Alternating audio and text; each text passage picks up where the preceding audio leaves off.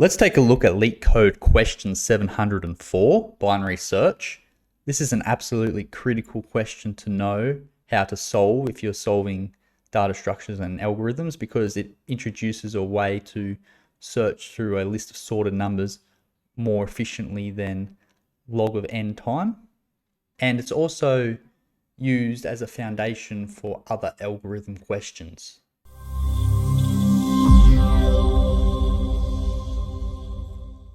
Given an array of integers nums, which is sorted in ascending order, and an integer target, write a function to search target in numbers.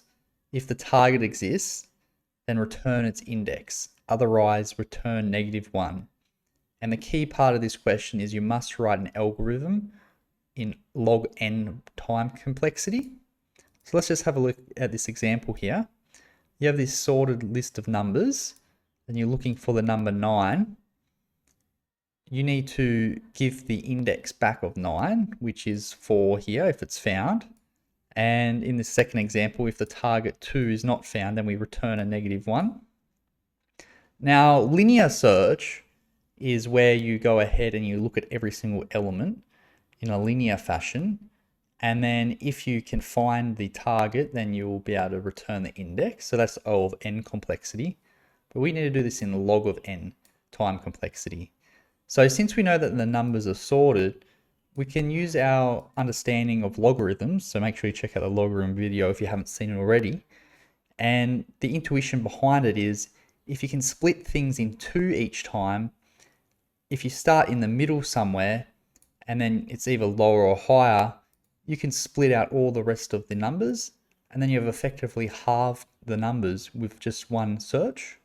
And then you'd repeat that a few times until you either find the number or you don't.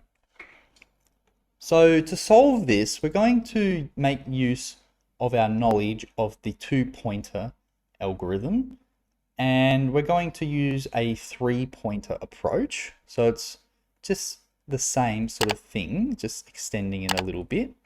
So we're going to let the left pointer equal to the very first element, or the 0 index. And we're going to create a right pointer, which is going to equal to the length of the array, nums, -1.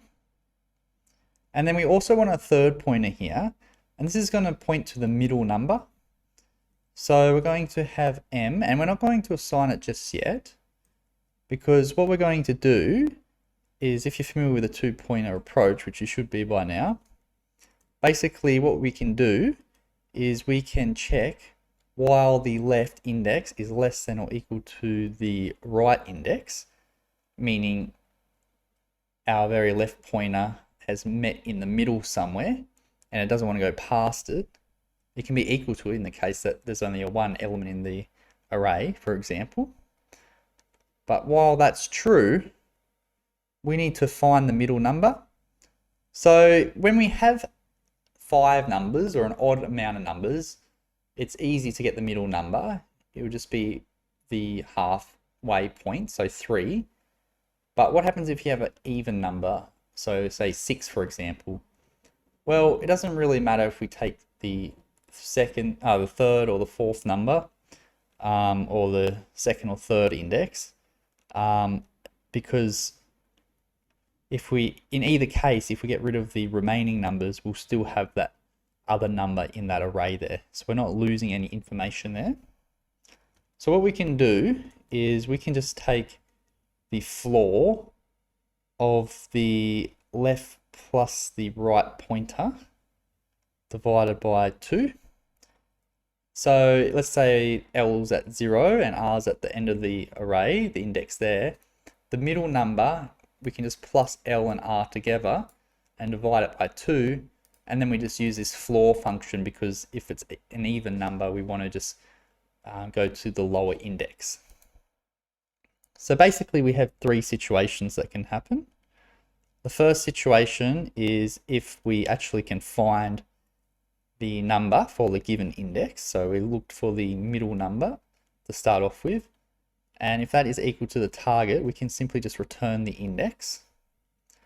Otherwise, we can have a situation where, let's say, the number m, so the middle number that we're on, if that middle number is greater than the target number, what that means is we can move the right pointer to where the middle number was, because everything, well, and everything and including the middle number is going to be too large.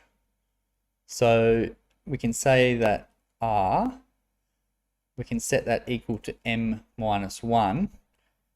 M, because we know that the number is too large, so we don't need any larger numbers because it's sorted, so we can just simply subtract 1 off whatever m is to get the index. And otherwise, we have the case where numbers is less, or the number is less than the target. So if the number is less than the target, it means the number's too small, which means we want to ignore everything to the left of it because it's too small. So we can actually move that left pointer up. So it's the middle pointer, but we know that the middle element is too small, so we can just go ahead and we can just plus 1 to that. And then after all of that, if it doesn't make it through that check there, we'll return -1, so nothing was found. So when in JavaScript, for example, if you try and find something by index or something like that, and it can't find it, you'll get back a -1. So basically, we know that the time complexity here, this is going to be log of n. The reason it's log of n, or the way you know something is log of n, is if you're doing a loop. So we've got this while loop here, and normally that would be O of n, but in the while loop, we can see that the condition there, we're actually getting rid of half of the value. So if you continuously halve the size of the elements that you're looping through, that's a key indicator that you've got a logarithm time complexity. And that's why this question is so important, because not only does it teach you about practically how the logarithm time complexity works, it's actually the foundation for other more tricky questions. So the space complexity here, we got 3 pointers. So that's just going to be O of 3 here. So that's just O of 1. And let's just go ahead and submit this code. And we see that it runs quite nicely. So to prove that how handy this is in other algorithms, in the next question I'm going to search a 2D matrix, because that's going to help us understand the importance of this binary search algorithm.